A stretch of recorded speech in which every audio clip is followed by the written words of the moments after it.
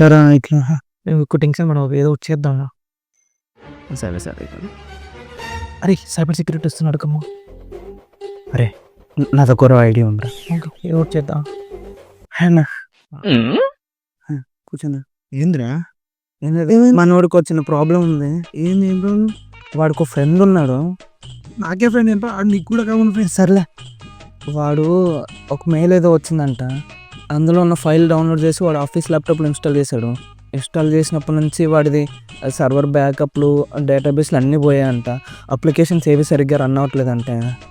ఇప్పుడు ఆడు అలా సైబర్ సెక్యూరిటీకి ఎక్కడ తెలుస్తుంది అని తెగ టెన్షన్ పడిపోతున్నాడు.